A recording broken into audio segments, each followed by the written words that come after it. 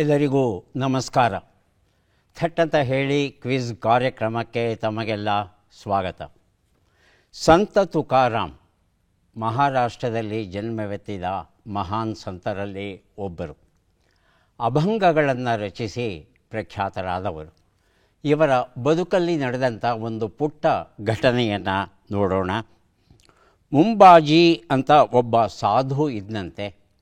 ಅವನು ಜನಸಾಮಾನ್ಯರಿಗೆ ದೆವ್ವ ಮೆಟ್ಕೊಂಡಿದೆ ಅಂತ ಹೇಳಿ ಮಂತ್ರದ ಚೀಟಿ ಕಟ್ಟಿ ಹೀಗೆಲ್ಲ ವ್ಯಾಪಾರ ಮಾಡಿಕೊಂಡು ಇರ್ತಾನೆ. ಆದರೆ ತುಕಾರಾಮನ್ ಕಂಡ್ರೆ ಯಾಕೋ ಗೊತ್ತಿಲ್ಲ, ವಿಪರೀತ ಹೊಟ್ಟೆ ಕಿಚ್ಚು ಆತನಿಗೆ.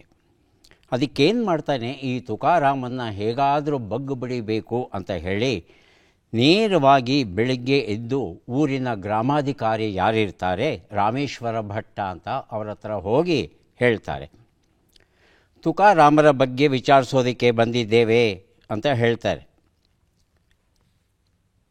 ಏನು ಅವ್ರಿಗೇನಾಗಿದೆ, ಯಾವ ವಿಚಾರಕ್ಕೆ ಬಂದಿದ್ದೀರಾ ಅಂದರೆ, ಈ ಮುಂಬಾಜಿ ಕೂಗಾಡ್ತಾನೆ, ಏನು ಗ್ರಾಮಾಧಿಕಾರಿಗಳೇ, ಶೂದ್ರರು ವೇದಾಗಮನವನ್ನು ಓದುವುದು, ಅಭಂಗಗಳನ್ನು ರಚಿಸುವುದು, ಧರ್ಮ ಜಾಗೃತಿ ಮಾಡುವುದು ಇವೆಲ್ಲ ಲೋಕ ಪ್ರಳಯದ ಮುನ್ಸೂಚನೆಯಲ್ಲವೇ?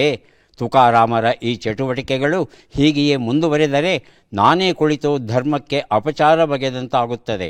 ಧರ್ಮ ಜಾಗೃತಿಯ ಸಲುವಾಗಿ ನಾನು ಇಲ್ಲಿಗೆ ಬರಬೇಕಾಯಿತು.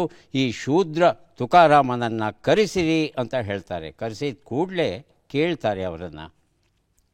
ರಾಮ್ ರಾಮ್ ಅಂತ ಹೇಳಿ ತುಕಾರಾಮ್ ಪ್ರವೇಶ ಮಾಡ್ತಾ ಇದ್ದ ಹಾಗೆ, ನಿನ್ನ ರಾಮ್ ರಾಮ್ಗೂ ಹಾಗೂ ನಿನ್ನ ಅಭಂಗಕ್ಕೂ ಧಿಕ್ಕಾರ. ಎಲ್ಲಿಯಾದರೂ ಉಂಟೆ ಶೂದ್ರರು ವೇದಗಳನ್ನು ಓದೋದು, ಅಭಂಗಗಳನ್ನು ರಚಿಸೋದು, ಜನರಿಗೆ ಉಪದೇಶ ನೀಡೋದು? ಇಲ್ಲಿಯವರೆಗೆ ನೀನು ಅರಿಯದೇ ಮಾಡಿದ ಎಲ್ಲ ಪಾಪಗಳನ್ನು ಕ್ಷಮಿಸಿದ್ದೇನೆ, ಇನ್ನು ಮುಂದೆ ಹೀಗೆ ಮಾಡಬಾರ್ದು ಅಂತ ಧರ್ಮಾಧಿಕಾರಿ ಗುಡುಗಿದಾಗ ತುಕಾರಾಮ್ ಬಹಳ ನಮ್ರತೆಯಿಂದ ಹೇಳ್ತಾರೆ, ನಾಮದೇವರು ಅಭಂಗಗಳ ರಚನೆ ಏನನ್ನು ಮಾಡಿದ್ರು ಅದನ್ನು ಅರ್ಧಕ್ಕೆ ನಿಲ್ಲಿಸಿದ್ದಾರೆ, ಅದನ್ನು ಪೂರ್ಣಗೊಳಿಸೋಣ, ಆ ಶಕ್ತಿ ಪಾಂಡುರಂಗ ಕೊಟ್ಟಿದ್ದಾನೆ ಅಂತ ನಾನು ಭಾವಿಸಿ ಬರೀತಾ ಇದ್ದೆ ಅಂತ ಹೇಳಿದಾಗ, ಅದನ್ನು ನಿಲ್ಲಿಸು. ಆಯಿತು ಸ್ವಾಮಿ, ನಿಲ್ಲಿಸ್ತೇನೆ, ಆದರೆ ಈಗಾಗಲೇ ಬರೆದಿರೋ ಅಭಂಗಗಳನ್ನು ತಗೊಂಡು ನಾನೇನು ಮಾಡಲಿ ಅಂತ ಕೇಳಿದಾಗ, ಅವೆಲ್ಲವನ್ನು ತಗೊಂಡು ಇಂದ್ರಾಯಣಿ ನದಿ ಇದೆಯಲ್ಲ, ಆ ನದಿಯಲ್ಲಿ ಹಾಕಿಬಿಡು ಅಂತಾನೆ. ಏನೂ ಮಾತನಾಡಲ್ಲ ತುಕಾರಾಮ್. ಅಷ್ಟೂ ಅಭಂಗಗಳ ಆ ತಾಳೆಗರಿಗಳ ಕಟ್ಟು ಏನಿದೆ ಅದನ್ನು ತಗೊಂಡು ಹೋಗಿ ಕೃಷ್ಣಾರ್ಪಣ ಮಸ್ತು ಅಂತ ಹೇಳಿ ಆ ನದಿಯಲ್ಲಿ ಬಿಟ್ಬಿಡ್ತಾನೆ. ಮನೆಗೆ ಬಂದಾಗ ರಾತ್ರಿ ಹೇಳಿಕೊಳ್ಳೋಕ್ಕೆ ಆಗದೇ ಇರುವಂಥ ಸಂಕಟ ವೇದನೆ ತುಕಾರಾಮ್ ಅವರಿಗೆ. ನೀರು ಪಾಲು ಮಾಡೋ ಹಾಗಿದ್ದಿದ್ದರೆ ನನ್ನ ಕೈಯಲ್ಲಿ ಯಾಕೆ ನೀನು ಇಷ್ಟು ಅಭಂಗಗಳನ್ನು ಬರೆಸದೆ ಅಂತ ಆ ಪಾಂಡುರಂಗನಲ್ಲಿ ಪ್ರಾರ್ಥನೆ ಮಾಡ್ತಾ ಹಾಗೆಯೇ ಆತ ಮಲಗುತ್ತಾನೆ. 3 ದಿನ ಆದಮೇಲೆ ಆತನ ಕನಸಲ್ಲಿ ಪಾಂಡುರಂಗ ಕಾಣಿಸ್ಕೋತಾನೆ. ನಾಳೆ ಬೆಳಗ್ಗೆ ನೀನು ಆ ನದಿಯ ತೀರಕ್ಕೆ ಹೋಗು, ನೀನು ನೀರಿಗೆ ಬಿಟ್ಟ ಎಲ್ಲ ಅಭಂಗಗಳು ವಾಪಸ್ಸು ನಿನಗೇ ಬಂದು ಸೇರುತ್ತವೆ ಅಂತ ಪಾಂಡುರಂಗ ಹೇಳಿದಾಗ, ತುಕಾರಾಮ ಊರಿನ ಜನ ಎಲ್ಲ ಹೋಗಿ ಕಾಯ್ತಾ ಇರೋವಾಗ ಆ ನದಿಯ ನೀರಲ್ಲಿ ಪ್ರವಾಹಕ್ಕೆ ವಿರುದ್ಧವಾಗಿ ತೇಲ್ಕೊಂಡು ಬರುತ್ತಂತೆ ಅಷ್ಟೂ ಅಭಂಗಗಳ ಕಟ್ಟು. ಅದನ್ನು ತಗೊಂಡು ಆ ಸಂತೋಷ ಎಷ್ಟರ ಮಟ್ಟಿಗೆ ಆಯಿತು ಅನ್ನೋದನ್ನು ವರ್ಣಿಸೋಕೆ ಸಾಧ್ಯವಿಲ್ಲ. ಹಾಗಾಗಿ ಪ್ರಾಮಾಣಿಕವಾಗಿ, ನಿಸ್ಪೃಹವಾಗಿ, ಯಾವುದೇ ಸ್ವಾರ್ಥವಿಲ್ಲದೆ ಯಾವುದೇ ಒಂದು ಕೆಲಸವನ್ನು ಮಾಡಿದರೆ ಆ ಕೆಲಸಕ್ಕೆ ಫಲ ಖಂಡಿತ ಉಂಟು ಎನ್ನುವ ಒಂದು ವಿಚಾರವನ್ನು ತಿಳ್ಕೋಬಹುದು ಈ ಒಂದು ಪುಟ್ಟ ಕಥೆಯಿಂದ. ಕಾರ್ಯಕ್ರಮವನ್ನು ಆರಂಭಿಸ್ತಾ ಇದ್ದೇವೆ. ಸ್ಪರ್ಧಿಗಳ ಪರಿಚಯ. ಮೊದಲ ಸ್ಪರ್ಧಿ. ನಮಸ್ಕಾರ, ನನ್ನ ಹೆಸರು ರಶ್ಮಾ ಭಟ್ ಅಂತ. ನಾನು ಮೂಲತಃ ಶಿರಸಿಯವಳು. ಈಗ ಪದ್ಮನಾಭನಗರದಿಂದ ಬಂದಿದ್ದೇನೆ. ನನ್ನ ಹವ್ಯಾಸಗಳು ಚಾರಣ ಮಾಡುವುದು ಮತ್ತು ಪುಸ್ತಕಗಳನ್ನು ಓದುವುದು. ರಶ್ಮಾ ಭಟ್ ಅವರಿಗೆ ಸ್ವಾಗತವನ್ನು ಕೋರ್ತಾ ಇದ್ದೇವೆ. ಮುಂದಿನ ಸ್ಪರ್ಧಿ. ನಮಸ್ಕಾರ, ನನ್ನ ಹೆಸರು ಪುರುಷೋತ್ತಮ್ ಬಿ ಅಂತ. ನಾನು ಶಿಡ್ಲಘಟ್ಟದಿಂದ ಬಂದಿದ್ದೇನೆ. ನನ್ನ ಹವ್ಯಾಸಗಳು ಪುಸ್ತಕಗಳನ್ನು ಓದುವುದು ಹಾಗೆ ಸಿನಿಮಾಗಳನ್ನು ನೋಡುವುದು. ಪುರುಷೋತ್ತಮ್ ಅವರಿಗೆ ಸ್ವಾಗತವನ್ನು ಕೋರ್ತಾ ಇದ್ದೇವೆ. ಮುಂದಿನ ಸ್ಪರ್ಧಿ. ಎಲ್ಲರಿಗೂ ನಮಸ್ಕಾರ. ನನ್ನ ಹೆಸರು ಜಯಶ್ರೀ ಎನ್. ಶಿವಮೊಗ್ಗ ಜಿಲ್ಲೆ ಐನೂರಿನ ಗ್ರಾಮದಿಂದ ಬಂದಿದ್ದೇನೆ. ನನ್ನ ಹವ್ಯಾಸಗಳು ಎಂದರೆ ನಿಟ್ಟಿಂಗ್ ಮಾಡೋದು, ಕರಕುಶಲ ಕೆಲಸವನ್ನು ಮಾಡೋದು, ಪದಬಂಧ ಬರೆಯೋದು, ಚೆಸ್ ಆಡೋದು, ತಟ್ಟಂತ ಹೇಳಿ ಕಾರ್ಯಕ್ರಮವನ್ನು ತಪ್ಪದೇ ವೀಕ್ಷಣೆ ಮಾಡೋದು. ಜಯಶ್ರೀ ಅವರಿಗೆ ಸ್ವಾಗತವನ್ನು ಕೋರ್ತಾ ಇದ್ದೇವೆ. ಮೂವರು ಸಿದ್ಧವಾಗಿದ್ದರೆ ಕಾರ್ಯಕ್ರಮ ಆರಂಭಿಸೋಣ. ಮೊದಲಿಗೆ ನಿಯಮಗಳನ್ನು ಒಮ್ಮೆ ನೋಡಿಬಿಡೋಣ. ಒಟ್ಟು 10 ಪ್ರಶ್ನೆಗಳು. ಮೊದಲು ಬಜರ್ ಒತ್ತಿದವರಿಗೆ ಉತ್ತರ ನೀಡುವ ಅವಕಾಶ. ಪ್ರತಿ ಸರಿ ಉತ್ತರಕ್ಕೆ ಒಂದು ಪುಸ್ತಕ ಬಹುಮಾನ. ಆಯ್ಕೆಗಳು: ಬರುವ ಮೊದಲೇ ಬಜರ್ ಒತ್ತಿ ಸರಿ ಉತ್ತರ ನೀಡಿದರೆ 2 ಪುಸ್ತಕ ಬಹುಮಾನ. 100 ಅಂಕ ಗಳಿಸಿದವರಿಗೆ ಒಂದು ಪುಸ್ತಕ. ವಿಶೇಷ ಬಹುಮಾನ. ನಕಾರಾತ್ಮಕ ತಂತ್ರಗಳಿಗೆ ಅವಕಾಶವಿಲ್ಲ. ಕಾರ್ಯಕ್ರಮದ ಮೊದಲ ಪುಸ್ತಕ, ಮೊದಲ ಪ್ರಶ್ನೆ. ಮಾತಂಗಿ ಮಾಣಿಕ್ಯ. ಸರ್ಜಿಕಲ್ ಆಂಕಾಲಜಿ ತಜ್ಞರು ಡಾಕ್ಟರ್ ವಿಜಯಲಕ್ಷ್ಮಿ ದೇಶಮಾನೆ ಅವರ ಜೀವನ ಕಥೆಯ ಕೃತಿ. ಶಾರದಾ ವಿ ಮೂರ್ತಿ ಅವರು ಇದನ್ನು ಬರೆದಿದ್ದಾರೆ.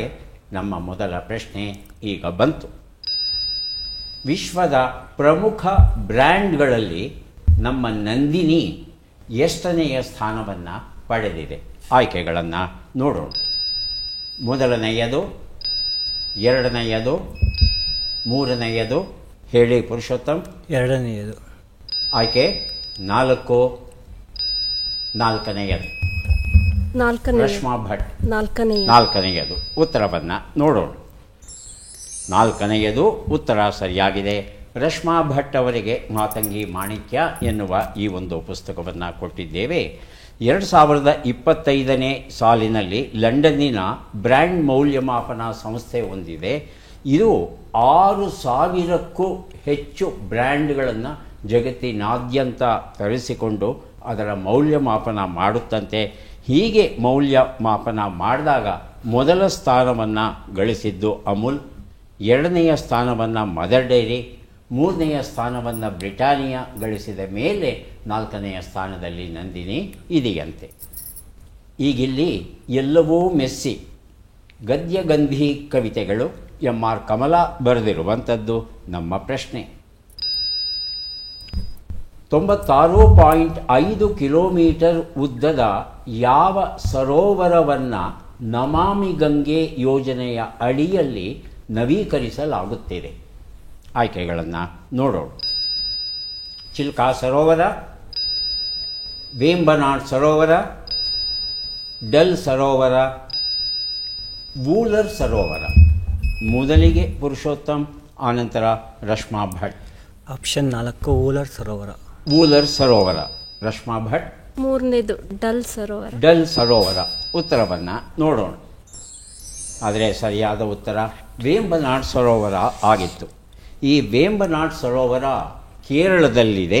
ಆಲಪ್ಪುಳ, ಕೊಟ್ಟಾಯಂ, ಎರ್ನಾಕುಲಂ ಈ 3 ಜಿಲ್ಲೆಗಳಲ್ಲಿ ವ್ಯಾಪಿಸಿದೆಯಂತೆ ಒಂದೇ ಒಂದು ಸರೋವರ. 2033 ಚದರ ಕಿಲೋಮೀಟರ್ ಪ್ರದೇಶ ಇದೆಯಂತೆ. ಇದು 2033 ಚದರ ಕಿಲೋಮೀಟರ್, ಉದ್ದ 96 ಕಿಲೋಮೀಟರ್. ಮೀನಾಕ್ಷಿ, ಅಚ್ಚನ್ ಕೋವಿಲ್, ಪಂಪ, ಮಣಿಮಾಲ ಅನ್ನೋ ನದಿಗಳು ತಮ್ಮ ನೀರನ್ನೆಲ್ಲ ತಂದು ಈ ಸರೋವರಕ್ಕೆ ತುಂಬುತ್ತೆ. ಈ ಸರೋವರದಿಂದ ಹೊರಟಂಥ ಹೆಚ್ಚುವರಿ ನೀರು ಏನಿದೆ ಅದು ನೇರಾಗಿ ಅರಬ್ಬಿ ಸಮುದ್ರವನ್ನು ಹೋಗಿ ಸೇರುತ್ತೆ. ಇದು ಆದರೆ ಸಮಸ್ಯೆ ಏನಂದರೆ ಜನ ಒತ್ತುವರಿ ಮಾಡಿಕೊಳ್ಳೋದು ಹೆಚ್ಚಾಗಿದೆಯಂತೆ. ಇದು ತನ್ನ ಮೂಲ ಸ್ವರೂಪ, ಮೂಲ ಗಾತ್ರ ಏನಿತ್ತು ಅದರಲ್ಲಿ 27% ಭಾಗವನ್ನು ಕಳ್ಕೊಂಡಿದೆಯಂತೆ. ಕಾರಣ ಜನರಿಂದ ಆಗಿರುವಂಥ ಒಂದು ಒತ್ತುವರಿ. ಮುಂದಿನ ಪುಸ್ತಕ ಅನಿತಾ ನಾಡಿಗ್ ಬರೆದಂಥ ಹನಿಗವಿತೆಗಳ ಪುಸ್ತಕ. ಭಾವಕ್ಕೆ ತಕ್ಕಂತೆ ಪ್ರಶ್ನೆಯನ್ನು ನೋಡೋಣ. ಭಾಕ್ರಾ ಅಣೆಕಟ್ಟಿನಿಂದ ರೂಪುಗೊಂಡಿರುವ ಗೋವಿಂದ ಸಾಗರ್ ಸುಮಾರು ಎಷ್ಟು ಕಿಲೋಮೀಟರ್ ಉದ್ದ ಇದೆ? ಆಯ್ಕೆಗಳನ್ನು ನೋಡೋಣ. 80 ಕಿಲೋಮೀಟರ್, 70 ಕಿಲೋಮೀಟರ್, 90 ಕಿಲೋಮೀಟರ್, 100 ಕಿಲೋಮೀಟರ್. ಮೊದಲಿಗೆ ಬಜರ್ ಒತ್ತಿದ್ದಾರೆ ರಶ್ಮಾ ಭಟ್, ಆನಂತರ ಜಯಶ್ರೀ. ರಶ್ಮಾ ಭಟ್. 70 ಕಿಲೋಮೀಟರ್. 70 ಕಿಲೋಮೀಟರ್. ಆಯ್ಕೆ 2. ಜಯಶ್ರೀ. ಫಸ್ಟ್. ಮೊದಲನೇದು 80 ಕಿಲೋಮೀಟರ್. ಉತ್ತರವನ್ನು ನೋಡೋಣ. ಆದರೆ ಸರಿಯಾದ ಉತ್ತರ 90 ಕಿಲೋಮೀಟರ್ ಆಗಿತ್ತು. 90 ಕಿಲೋಮೀಟರ್ ಅಂತ ಹೇಳ್ತಂದರೆ ಹೆಚ್ಚು ಕಡಿಮೆ ವೇಂಬನಾಡ್ ಸರೋವರ ಎಷ್ಟು ಉದ್ದ ಇದೆಯೋ ಅಷ್ಟೇ ಉದ್ದ ಇದೆಯಂತೆ ಈ ಒಂದು ಗೋವಿಂದ ಸಾಗರ್. ಸಟ್ಲೆಜ್ ನದಿಗೆ ಅಡ್ಡಲಾಗಿ ಈ ಹಿಮಾಚಲ ಪ್ರದೇಶ ಮತ್ತು ಪಂಜಾಬ್ ಜಿಲ್ಲೆಗಳು ಏನು ಬರುತ್ತೆ ಅದರ ಸರಹದ್ದಲ್ಲಿ ಕಟ್ಟಿದಾರಂತೆ ಈ ಬಕ್ರಾ ಅಣೆಕಟ್ಟನ್ನು. ಇದು 2ನೇ ಎತ್ತರದ ಅಣೆಕಟ್ಟು ನಮ್ಮ ದೇಶದಲ್ಲಿ. ಮೊದಲನೇ ಎತ್ತರದ ಅಣೆಕಟ್ಟು ಅಂದರೆ ತೆಹ್ರಿ ಅಣೆಕಟ್ಟು ಇದು. ಇಂದಿರಾ ಸಾಗರ್ ಅತ್ಯಂತ ಬೃಹತ್ತಾದ ಸಾಗರ, ಮೊದಲನೇ ಸ್ಥಾನದಲ್ಲಿದೆ. 2ನೇ ಸ್ಥಾನದಲ್ಲಿದೆ ಗೋವಿಂದ ಸಾಗರ್ ಅಂತ ಈ ಸಟ್ಲೆಜ್ ನದಿಗೆ ಕಟ್ಟಿದ್ದಾರಲ್ಲ ಅದರಿಂದ ರೂಪುಗೊಂಡಂಥ ಸಾಗರ. 9 ಶತಕೋಟಿ ಕ್ಯೂಬಿಕ್ ಮೀಟರ್ ಅಷ್ಟು ನೀರು ಇದೆಯಂತೆ ಈ ಒಂದು ಸಾಗರದಲ್ಲಿ. ಹುಚ್ಚುಕೋಡಿ ಮನಸ್ಸಿನ ಸುತ್ತಮುತ್ತ ಪ್ರೊಫೆಸರ್ R.P. ಪುನುಗಿನ ಬರೆದಂಥ ಪುಸ್ತಕ ನಮ್ಮ ಪ್ರಶ್ನೆ.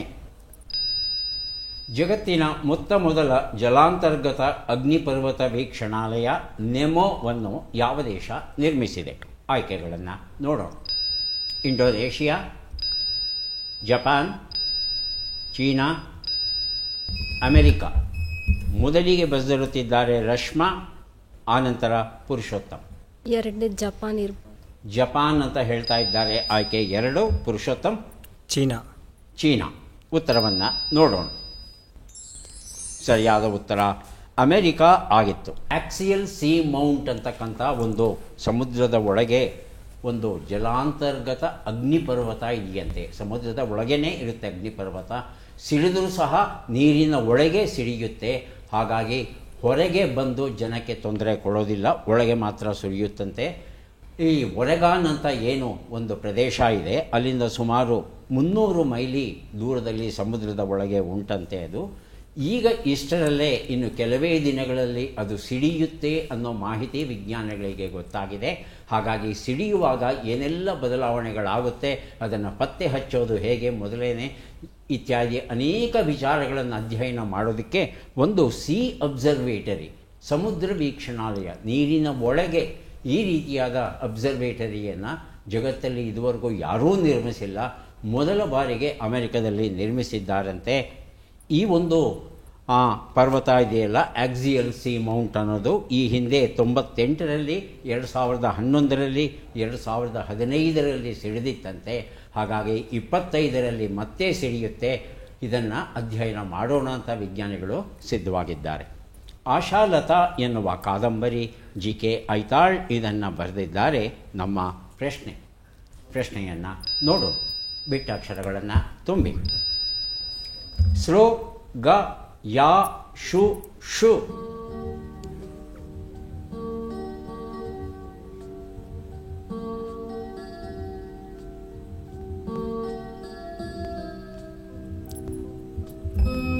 ಬಜರುತ್ತಿದ್ದಾರೆ ಜಯಶ್ರೀ.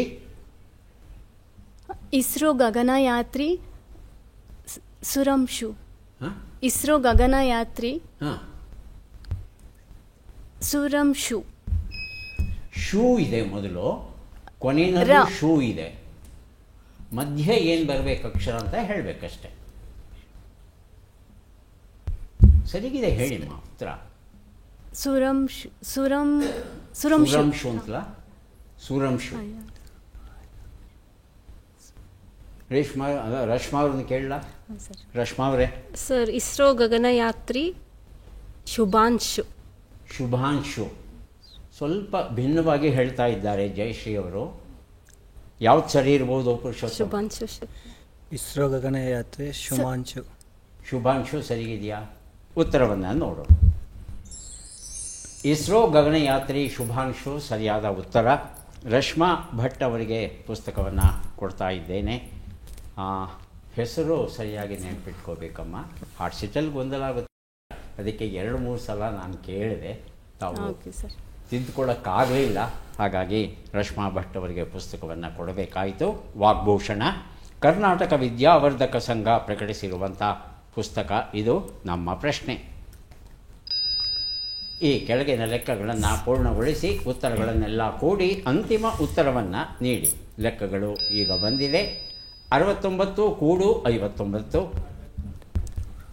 84 ಕಳೆ 23, 23 ಗುಣಿಸು 9, 216 ಭಾಗಿಸು 9.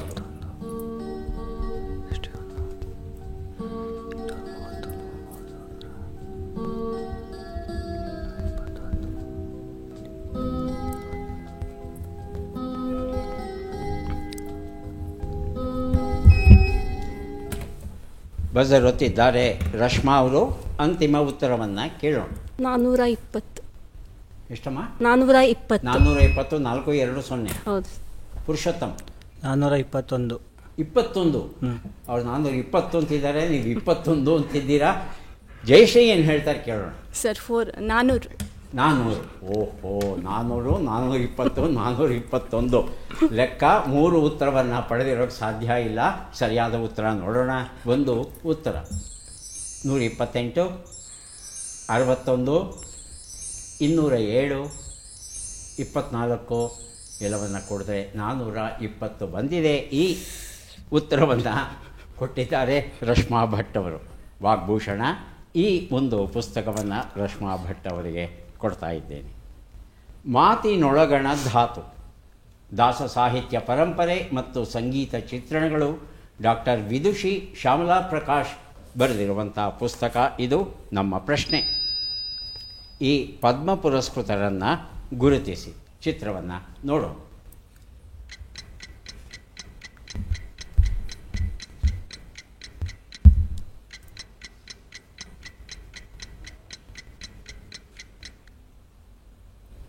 ಆಯ್ಕೆಗಳನ್ನು ನೋಡೋಣ.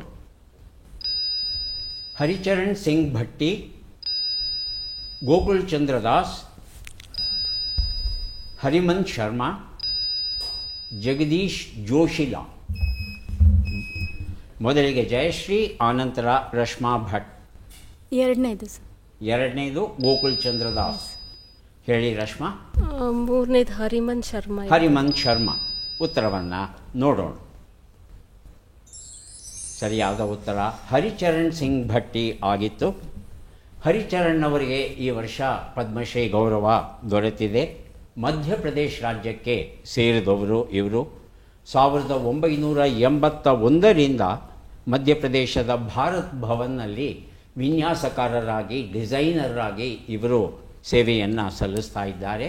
ಇತ್ತೀಚೆಗಷ್ಟೇ ಇವರು ನಿವೃತ್ತರಾಗಿದ್ದಾರೆ. ಮುಂದಿನ ಪುಸ್ತಕ ಹಳ್ಳಿಗಳನ್ನು ಕಟ್ಟುವ ಕಷ್ಟ ಸುಖ, ಡಾಕ್ಟರ್ ಪ್ರಕಾಶ್ ಭಟ್ ಬರೆದಂಥ ಪುಸ್ತಕ ಇದು. ಪ್ರಶ್ನೆ, ಈ ಅಕ್ಷರಗಳನ್ನು ಸರಿಯಾಗಿ ಜೋಡಿಸಿ. ಅಕ್ಷರಗಳು ಡ, ನ, ಕೆಂ, ಭೂ, ಡ, ಪ್ರ, ಪೇ, ಗೌ. ಮೊದಲಿಗೆ ರಶ್ಮಾ ಭಟ್, ಆನಂತರ ಪುರುಷೋತ್ತಮ್. ನಾಡಪ್ರಭು ಕೆಂಪೇಗೌಡ. ಹೌದಾ ಪುರುಷೋತ್ತಮ್? ಹೌದು. ಸರಿಯಾಗಿದೆ ಅಂತಿದ್ದಾರೆ. ಜಯಶ್ರೀ? ಹೌದು, ಸರಿ. ಸರಿಯಾಗಿದೆ. ಉತ್ತರವನ್ನು ನೋಡೋಣ. ನಾಡಪ್ರಭು ಕೆಂಪೇಗೌಡ ಉತ್ತರ ಸರಿಯಾಗಿದೆ. ಇತ್ತೀಚೆಗಷ್ಟೇ ಕೆಂಪೇಗೌಡ ಜಯಂತಿಯನ್ನು ನಾವು ಆಚರಿಸಿದ್ವಿ. ಈಗ 3 ಪುಸ್ತಕಗಳನ್ನು ಕೊಡುವಂಥ ಸಮಯ ಬಂದಿದೆ. ಪದಬಂಧ ಸುಳುಹುಗಳನ್ನು ನೋಡೋಣ. ಸಾಹಿತ್ಯ ಸಾಂಸ್ಕೃತಿಕ ಕಾರ್ಯಕ್ರಮಗಳನ್ನು ಪ್ರದರ್ಶಿಸುವ ಸ್ಥಳ, ಚಂದ್ರಮತಿಯ ಡ್ಯಾಶ್ ಒಳ್ಳೆಯ ದಿವಸ.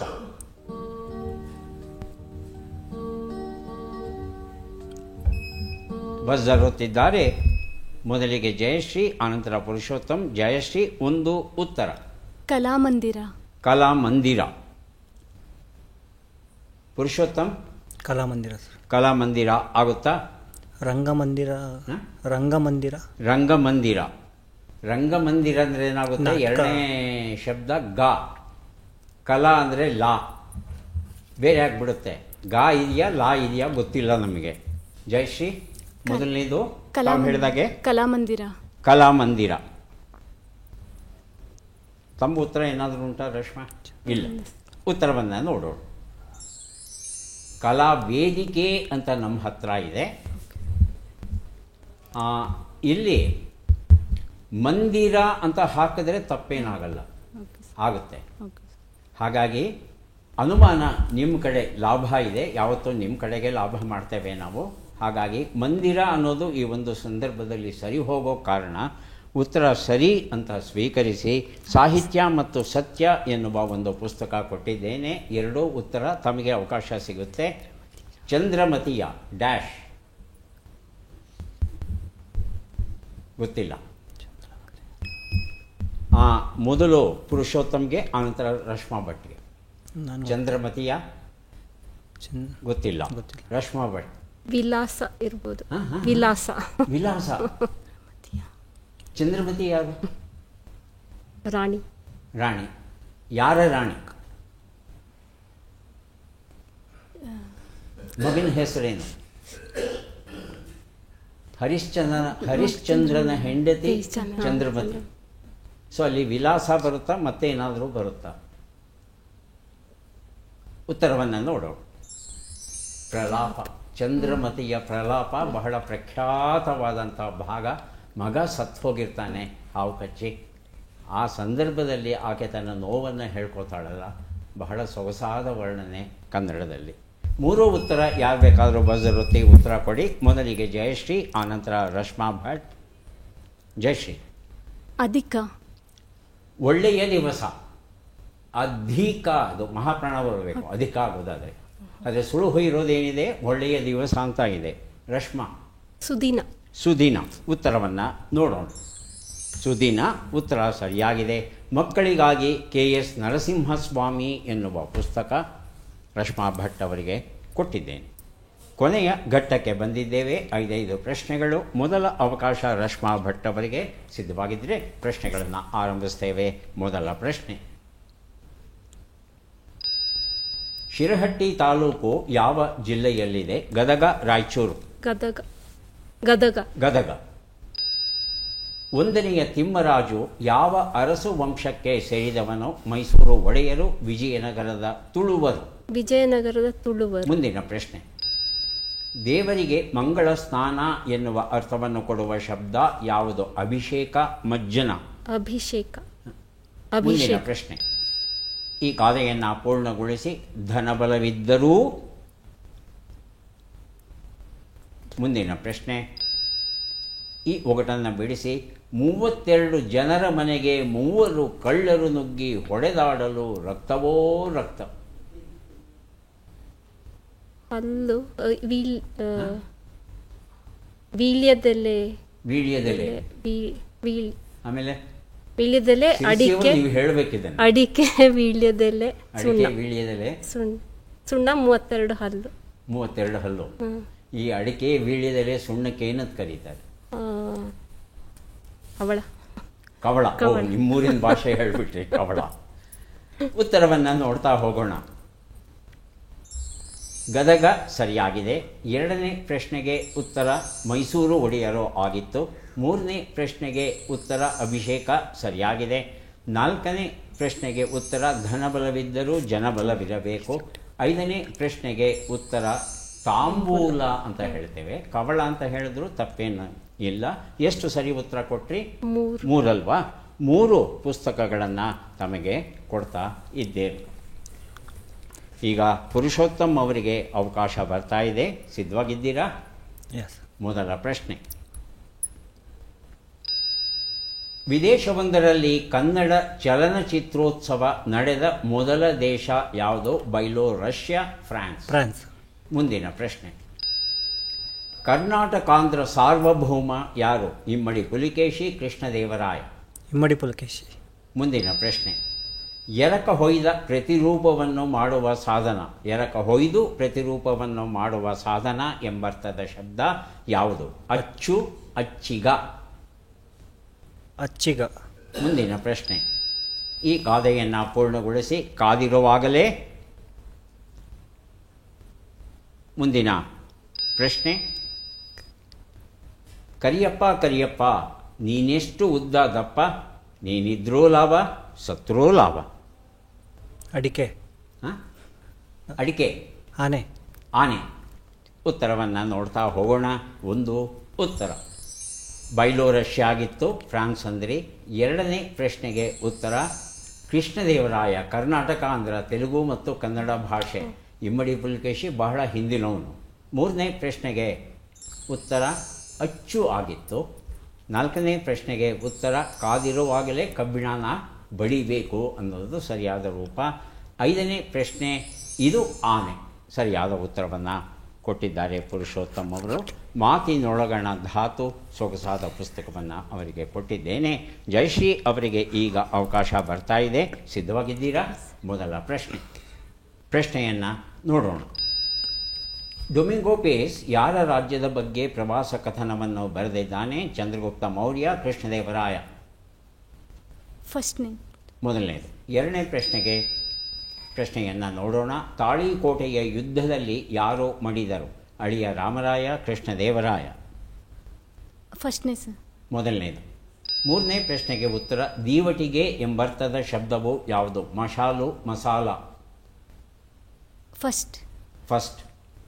ನಾಲ್ಕನೇ ಪ್ರಶ್ನೆಗೆ ಉತ್ತರ. ಈ ಗಾದೆಯನ್ನು ಪೂರ್ಣಗೊಳಿಸಿ. ಸುಂಕದವನ ಮುಂದೆ ಸಂಕಟ ಹೇಳಿಕೊಂಡರೆ ಪ್ರಯೋಜನವಿಲ್ಲ, ಸುಂಕದವನ ಮುಂದೆ ಸಂಕಟ ಹೇಳಿಕೊಂಡಂತೆ.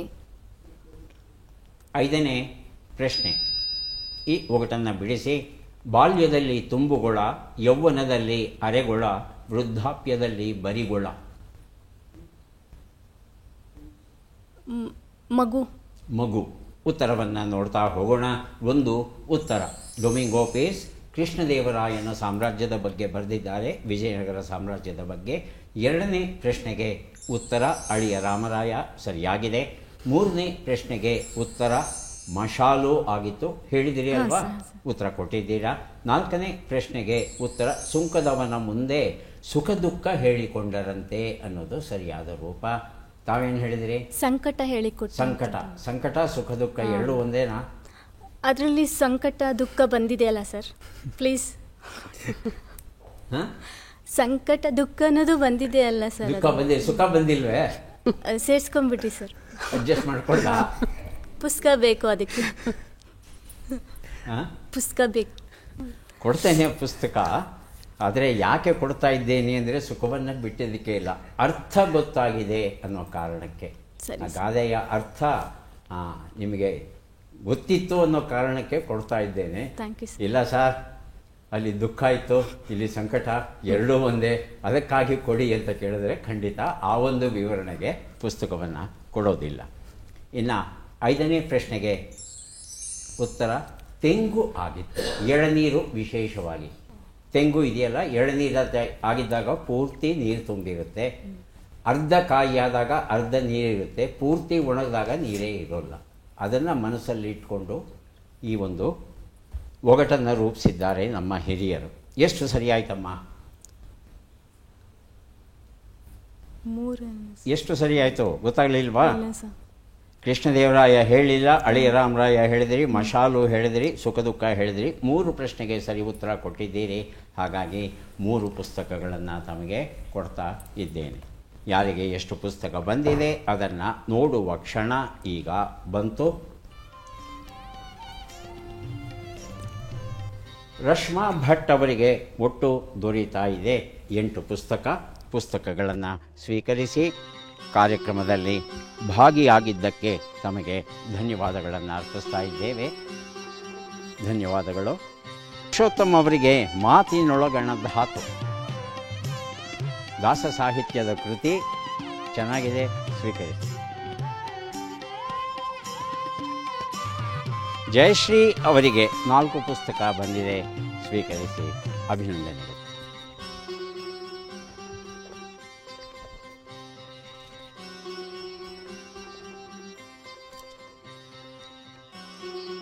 ಶುಭಾಂಶು ಅಂತಾರಾಷ್ಟ್ರೀಯ ಬಾಹ್ಯಾಕಾಶ ನೌಕೆ ಏನಿದೆ, ಆ ನೌಕೆಯಲ್ಲಿ ತೇಲುವ ಚಿತ್ರವನ್ನು ನಾವು ನೋಡಿದ್ವಿ. ತೇಲ್ತಾ ಇದ್ದಾನಲ್ಲ, ಯಾಕೆ ಅಂದರೆ ಅಲ್ಲಿ ಗುರುತ್ವಾಕರ್ಷಣೆಯೇ ಇರೋಲ್ಲಪ್ಪ ಅಂತ ತಿಳ್ಕೊಂಡಿರ್ತಾರೆ ಎಲ್ಲರೂ. 100ಕ್ಕೆ 100ರಷ್ಟು ಗುರುತ್ವಾಕರ್ಷಣೆ ಇರೋಲ್ಲ ಅನ್ನೋದು ತಪ್ಪು.